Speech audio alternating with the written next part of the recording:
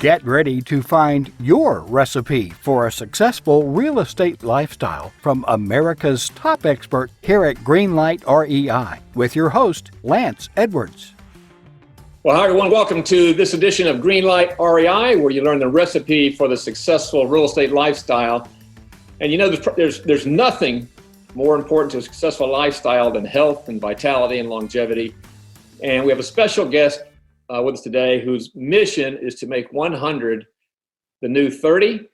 And his name is Dr. Jeff Gladden. He's a board certified cardiologist, and he's the founder of Gladden Longevity, Human Performance, and Longevity Optimization. And he's also co-host of a fabulous podcast called Living Beyond 120. And I should tell everybody, in way of full disclosure, Dr. Gladden is also my doctor, along with his outstanding medical team. And I can tell you, as testament, in less than 1 year, they have changed my life. Literally, you know, I'm turning 60 this year. I got a couple of months here to go. And I dare say I'm in the best health I've been in at least 20 years and getting better. So with that, Dr. Gladden, welcome to Greenlight REI. Oh, thank you, Lance. Great to be here. Appreciate it. Love to see your progress. It's awesome. Well, it's thanks to what you guys are doing. And I just want to share this with everybody. So a number of things. I want to start kind of take us on the journey I went through of maybe the last year or so with you, Dr. Gladden. And let's start with this. If we say making 100 the new 30, what does that mean? What does that really mean? Yeah, well, that's a pivotal question right there. So the way that we think about it, you know, my background is interventional cardiology, and I practiced that for 25 years here in Dallas. And when I got sick in my 50s and was told I was getting older and I just needed to make peace with that and take an antidepressant, you know, it was a big wake-up call to me. It was like, there's no way I'm going to do this. I've been a mountain biker, runner, you know, surfer, snowboarder. I want to keep up with my kids. I don't want to give that up. And so it took me 2.5 years to kind of crack the code on that for myself, going down the functional medicine, integrative medicine, age managed medicine pathway. When I got to the end of that, I started feeling really good again. And I realized that I'd been actually practicing sick care, not healthcare. And so I started to wonder, geez, I wonder how good I can be. How good can I be? And that really became a different question, because when I was, you know, practicing cardiology, it was, are you having chest pain? Are you short of breath? Oh, you're not? Then you're fine. Okay, we'll see you in a year. Is your blood pressure up? You know, are you having palpitations? And now we're asking a different question. And how good can you be is really, how good can your life be? But then I started thinking about it. It's like, a lot of people are wanting to live a long time. You hear about it, 156, 170, 120. Well, what does that even mean? It's really hard to imagine what you're going to look like at 120. And everybody that I see that is 100 years old, it's not exactly what I aspire to be like, right? And so I think it's really easy for us, however, to relate to being, you know, when we were at our best, or when an age that we would like to be. So in my case, I'm claiming to be 34 right now. I've got a few years to go to get to 30. But that being said, that mindset changes everything. All of a sudden, it changes everything. So we think there's tremendous power in asking the bigger question. You know, how do you make 100 the new 30? It just empowers everything that we do over here at Gladden Longevity. And so, you know, and then the other question that we asked 3 questions. How good can you be? How do you live well beyond 120? Well, quote unquote, beyond 120. And then how do we make 100 the new 30? And I can tell you that waking up 34 every morning and asking those questions just fuels us with a passion on this pathway that we're really, you know, really bent on cracking the code on how to do that. So, you know, we open up a lot of doors there for me on things you just said. So I want to chip away at some of this. And, you know, I heard you say it just now. The first thing you ever told me was in your office in Dallas. One of the first things was the importance of mindset. And you mentioned it right there. And I've heard you equate this journey to the equivalency of training to become an astronaut. That's right. So can you explain that what we're talking about here, because whether it's 100 the new 30 or living beyond 120, can you make that connection and what that means to us individually? Well, I think the big problem that we're all faced with, and certainly I was faced with, is that aging is normalized, right? We expect to get older. It's like, well, everybody else is getting older, and then you hear it, well, I guess I'm just getting older. Well, I think I'll take the elevator. I'm just getting older, right? And then people go through these little acquiescences, I call them, where they give up this and they give up that, and I'll park a little closer and they'll valet my car and they'll do this. And really what's happening from a mindset standpoint is people are embracing getting older. You hear it too. I'm going to retire in 10 years, and then I've got 5 things left on my bucket list. And, I'm looking forward to just putting my feet up and kicking back. It's kind of like, what are you imagining here, right? It's kind of like embracing death and decline. It's like the best years of my life are behind me. And so I think if that's your mindset, that's where you'll end up. I think one of the things that I've learned really is that you really only get the answers to the questions that you're asking. So if you're asking, how do I retire in 5 years? How do I put my feet up? How do I play more golf? Maybe I should move into a retirement community. Then those are the answers you're going to get. But if you're asking a different question, and I find questions are the key, right? Because questions really set your mindset, right? If you say, well, if I'm gonna be this, like I wake up 34 every day, that's a mindset, but really there's a question behind that. How do I make that happen, right?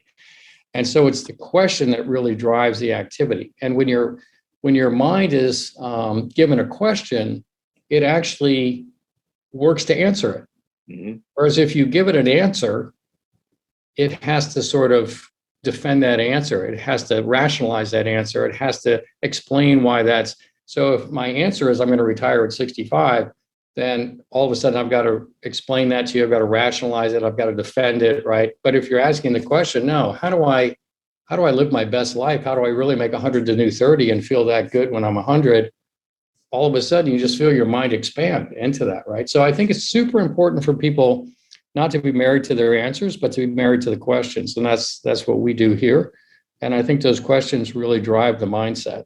So, let me interject something to reinforce that, because that's what you did for me. Is prior to me discovering you, the questions I was asking for myself or the conversation, I'm running out of time. Mm-hmm. I'm pressing 60. I'm running out of time. And this whole retirement notion had been planted in my head from the age I was 5 years old, right? You're going to retire at 65 or whatever that number is. Right. And you had me asking different questions. And I remember one of the questions, I think I heard this on one of your podcasts one time, or maybe from you directly, is imagine what do you want to be doing when you're 90? Imagine that, and now go into training for it. And so I've, my wife and I like spending time on the boat. And so at 90, I want to be able to be on a boat myself, not worry about wobbling around, lifting the anchor, getting in and out. And so I'm in training. And so the thought process, asking that question leads to actions today to move you towards that future. Exactly. Because you're not going to be able to do that at 90 if you're not able to do it today, right? And so, back to your original question about the astronaut, I think that since we've normalized aging and we expect to kind of go downhill, and we look at our peer group, people are going downhill, and it's like, well, we're pretty good for our age, right? Well, I'm pretty good for my age. Look at Joe over there. Look at Mary over there. I'm actually pretty good for my age. I'm better than them. But if you really want to make 100 to new 30, that's like being an astronaut, right? And that's something special. That's something that very few people are doing currently. And you're going to have to be doing things differently than your peer group in order to make that happen. So all of a sudden you have to say, as a mindset, really, hey, I want to be 34, I want to be 30, I want to be 28, whatever it is. Ask the bigger questions, and then realize that in order to actualize that, it's going to take a completely different strategy than what everybody else is doing. So, which is interesting. So, well, that's a great segue. This is my next question.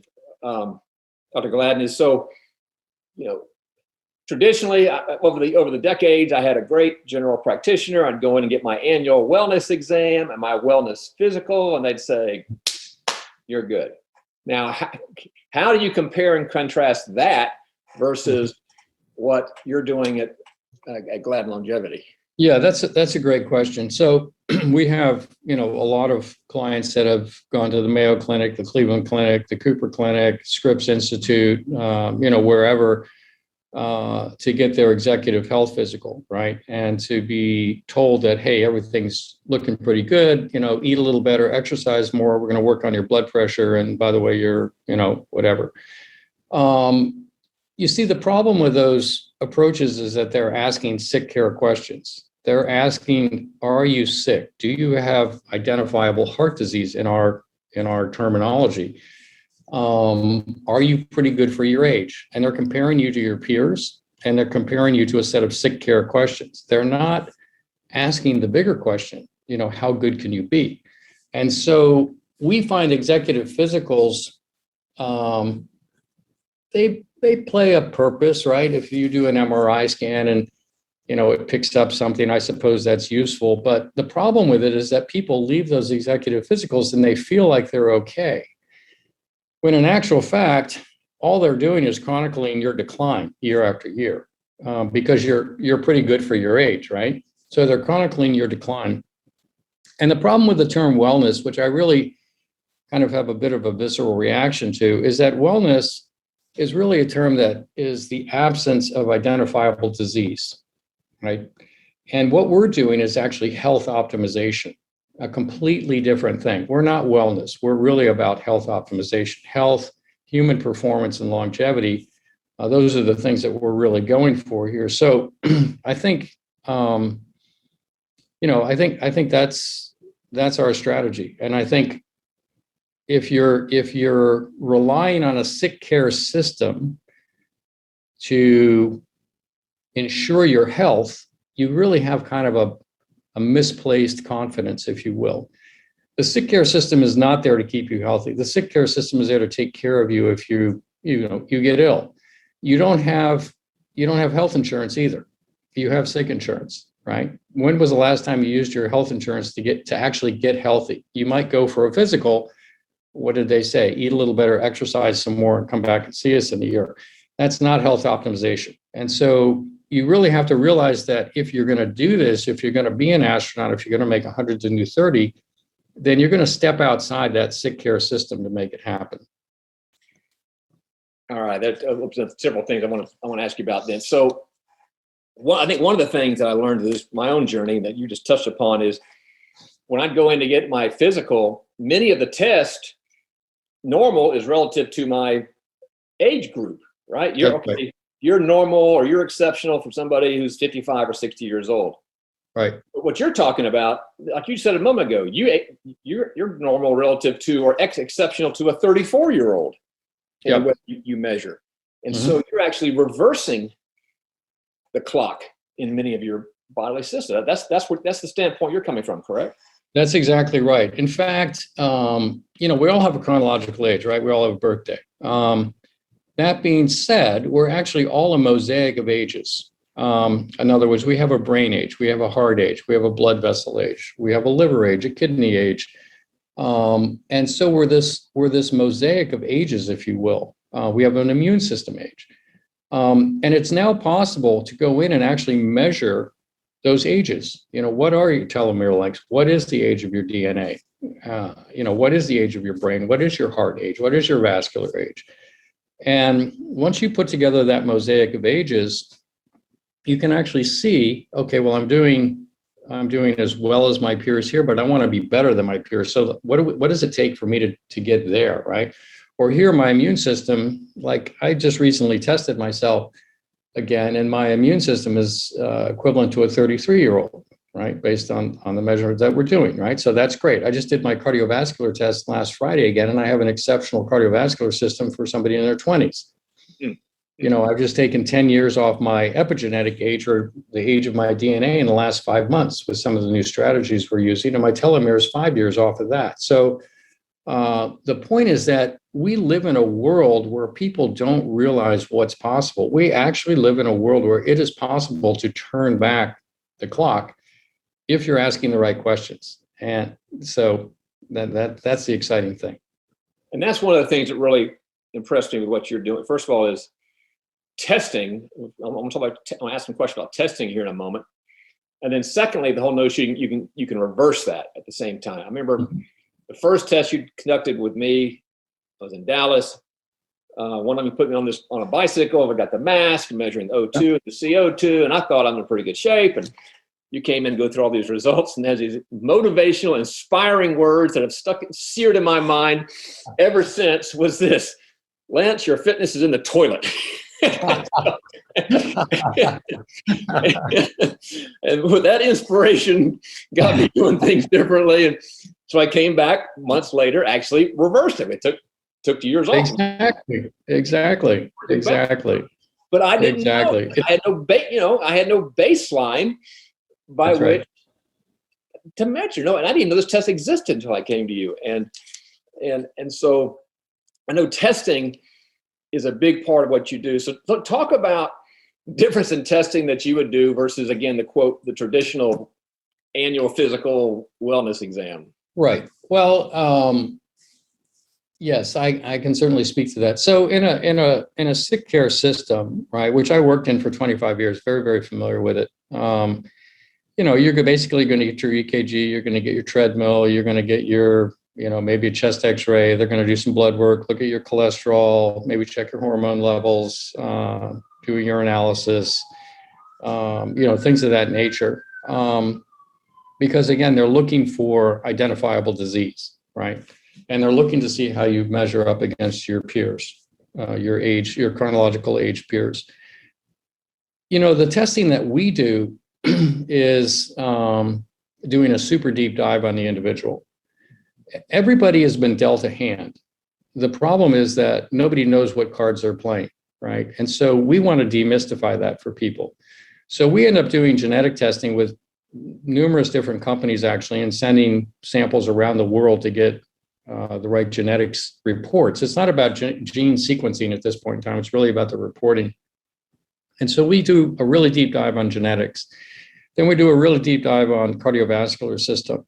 And we're looking at that now through probably about 8 different lenses to actually understand what's going on there. And there's some new testing that you haven't done yet, Lance, that we just are bringing to fruition that is super exciting in terms of being able to reverse heart disease and reverse plaque. Super excited about that. We measure brain function. We do evoked EEGs for people, which is basically looking at how the brain's working. We now have a collaboration with the Amen Clinic where we can do their SPECT scans on the brain. Nobody wants to get old and have their brain fail, right? That's probably everybody's biggest fear, is that they're demented on some level. And my dad died with dementia, right? So it's high on my list as well. So anyway, we do a lot of testing around brain function. We do a lot of testing around gut function. We do a lot of testing around food. Everybody wants to kind of eat healthier, but actually nobody knows what that means. Should I be paleo? Should I be vegan? Do I need MCT oil? Do I need butter in my coffee? Nobody knows, right? Everybody's shooting from the hip. And what we do is we demystify that for people. We actually do the genetics, do all the testing, lay it all out, and then people can see for the first time, hey, these are the cards I've been dealt. Here are my assets, here are my liabilities, and here's the approach to go forward. And what I love about our approach is that everything that we touch is actionable. So it's not like, well, I'm sorry to tell you, you're gonna, whatever. Really, it's all actionable. If you had something that was sorry to tell you, you probably would have had it earlier in life, right? So the fact that you're at this point in life, you've got a hand that's playable, and now it's just a question of playing it. And I think it becomes people are blown away by it, right? They never really understood what was going on, and all of a sudden it becomes clear. And the thing about that is it provides people with confidence on how to move forward. Which diet should I have? How should I exercise? What kind of exercise am I built for? et cetera, et cetera. So it's super exciting, and it's very clarifying for people. The confidence is a big part of it. I will share for everybody is that, I'll give some examples for me personally. So my family history, especially my mom's side, deep in cancer. Boy, cancer takes us out. So there's a test that Dr. Gladden gave me. I didn't know it existed. I think it goes to Europe, and but they can test in your bloodstream the presence, very small samples of cancer cells in your bloodstream. Right. It's like stage 0 level cancer. Well, that's knowing that gives you a lot of confidence. Sleep at night knowing you can get that being tested, because usually cancer is, you find out about it when it's late in the game. That's right. That's right. No, the problem with cancer is it's always diagnosed too late, right? It's always diagnosed too late. It's stage 2B, it's stage 3. And so our approach is to be preemptive about everything, whether it's finding malignant cells, or whether it's finding early heart disease, or whatever it is, or early brain dysfunction. We find it early, because when it's early, you can actually really steer the ship away from the bigger problem. So absolutely. All right. Now I want to, so we talked about mindset. We talked about the testing, so you can benchmark and know what to work on, and how to measure progress. So what are the type of actions when we talk about a strategy, Dr. Gladden? What are we talking about? What are the components of a strategy that someone might be employing?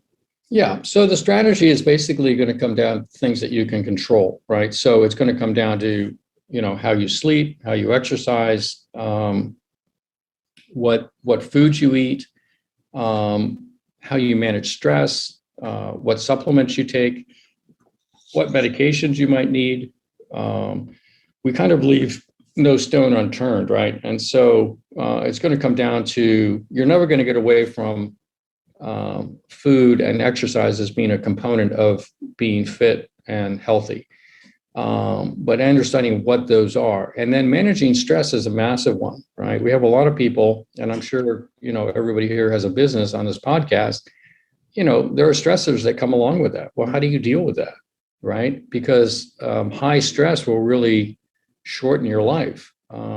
So, looking at ways to mitigate stress, learning how to meditate, learning how to get into different energy flows, learning how to change your perspective on what's going on, ask different questions. We really work with people around all those things, because again, we're asking the bigger question: how good can your life be, right? And it's not just about the biochemistry, it's really about these other psychological features. And so we actually do personality testing on every single client, so that we understand who they are, where are they vulnerable, how do they operate, how can we best communicate with them. And so that becomes a big part of the strategy also. I want to add, let me speak to the stress one, because that was, and you're right, a lot of people that here are becoming entrepreneurs, we all have stress. And when I've always had stress. I'm always working, never turns it off, right? And when I came in, you said, Lance, I think the heart of a lot of things you got going on is your stress. We need to work on your stress. So follow the regimen, all the things you said. It was meditation and exercise and supplements and diet. Well, they can measure stress. I didn't even know you measure your level of cortisol over a 24-hour period. And that's right. And Dr. Gladden's team did a before and an after. And the last time they did this, just about 60 days ago, where I had high stress, as they had predicted, and I pretty much knew, the test came back, quote, "You're ideal. Your cortisol levels are ideal." It had moved me a matter of 4 or 5 months into this ideal cortisol zone. And to make the point, it's just following a regimen. But I had a strategy to follow, and I had a way to measure the progress. That was huge for me. That's right. No, that's right. And what you're saying there is so critical, because people listening will say, well, I'll try that. But if you're not measuring it, how do you know? Where does the confidence come from, right? If you don't know, like in your own business, if you're running your business and you're not measuring certain parameters in your business, how do you know what's really happening, right? How can you be confident about anything? So it's the same thing with your health. In fact, for entrepreneurs and people that run their own business, and we see the majority of the people we work with are in that category, they're very used to running their company but I encourage them to actually set up a new company. And actually it's their name, incorporated or LLC or whatever they want to say. Because if that company is not doing well, none of the rest of it actually matters. And then it's a question of devoting time, resources, attention to investing in that company so that all the other companies can flourish as well. Well, let me speak to that, because I remember early on of getting into this new regimen, this new strategy, and I had a conversation in your office in Dallas. I said, man, this takes time. This is, I've got to do that. Where's the time come from? Mm-hmm. And you said to me, this would change it for me. You said, well, listen, think of it this way, Lance. Up to this point, you were trading time and probably trading your health to get your business going for that success. Right. There was a trade-off there. Now it's time to get it back. It's to recoup on that. Now you need to focus on your health and let that become your core focus, and that everything will spawn off of that. And literally, based upon that statement, I transformed my work schedule where the first 2 hours every day, frankly, are going into my regimen, knowing my dividends will come later down the road and today. 100%. That's exactly right. It's a mindset shift. And people need to understand that what they did in their 20s to get, in shape or feel good is different than what they do in their 30s. It's different than what they do in their 40s and their 50s. Every decade represents new challenges, because the aging process is really like a river, and it's a river that's moving towards Niagara Falls, right? And so when you're upstream of it, in your teens or 20s or whatever, you can go out and play in the water, swim back to shore, easy, no problem. But as you get closer to the falls, of course, the current picks up, and it takes more dedication. It takes more time, attention, resources to actually be able to go out and come back safely and play in the water. So it's just important for people to understand that this is the landscape of life, and we all leverage our health for the sake of building our businesses, right? I did it for the sake of my education, starting a family. We all do it. We all leverage our health. And then I got sick, and then, you've come to your realizations, and other people kind of are wondering, well, am I just going to hang on till I get across the finish line of retirement? Well, that's one strategy. The other is to say, you know what, why don't I become the CEO of this new company and actually whip this thing into shape and become 30 again, and then have a much bigger future than I ever realized, right? Well, how about this? Drop this whole notion of retirement. How about just drop the whole notion? I mean, I think in terms of 25-year chunks now. I mean, what's the next 25 years? What keep me going? Yeah. So up front, we talked about, you have your podcast, Living Beyond 120, beyond age 120. Mm-hmm. Is that possible now? And what does that, what does that mean? And when we talk about living beyond 120, what does that mean for us as a population? Yeah. So that's a really critical question. We've put together what I think is a very durable structure for understanding this, and I'll share it with you. Maybe you can share it with your listeners on the podcast notes here. We have some show notes, but absolutely. There's some show notes, exactly. So that being said, imagine 3 circles around a human figure, right? And the inner circle is the circle of longevity. The next circle out is a circle of health, and the next circle out beyond that is a circle of performance. And everybody is, moderately interested in longevity. We talk about longevity. Okay, that's, I don't get a big emotional response to that. We talk about health. It's like, yeah, okay. I don't get a big emotional response to that. I get more of an emotional response about not being sick. But you talk about performance, that lights people up, right? I can be sharper than I ever was. I can play golf. I can play the best tennis of my life. I can mountain bike with my kids.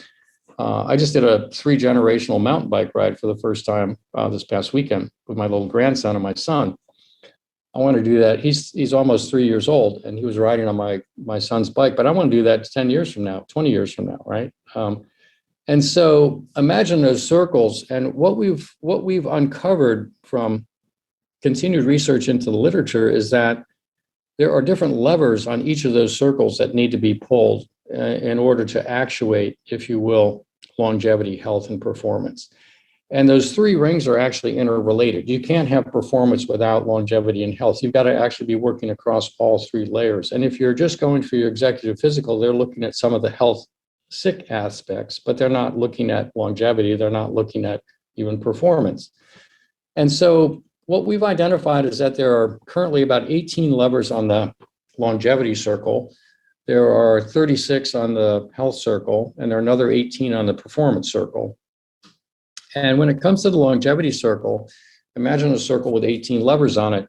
Some of them are mindset, as we've talked about here, but some of them are very technical and sort of biochemical in nature, right? How do you keep your stem cells from becoming senescent? How do you avoid immunosenescence? How do you clear out senescent cells? How do you keep your telomeres long? How do you modify the epigenetic age of your DNA? Things of this nature. How do you get proteins to fold properly? Proteostasis, it's called. And how do you manage insulin, glucose? How do you keep your NAD and sirtuin levels up? It gets very technical, right?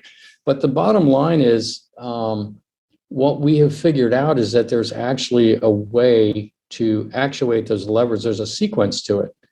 There's a sequence in which those levers need to be pulled, an intensity, a frequency, and a duration. And when you pull those levers in the right way, you turn that circle into a trampoline. And all of a sudden, you're getting this big boost back into health, vitality. Feeling great. It's remarkable. It's actually getting stunningly remarkable. And people don't fully comprehend what's possible. So a lot of this stuff is actually being done, some inside research protocols and things like that, to obviously make sure it's all safe and make sure that it's being studied. But nonetheless, and we have a research arm to our practice, but nonetheless, I just want to let the audience know that this is really possible. And we really are starting to crack the code here.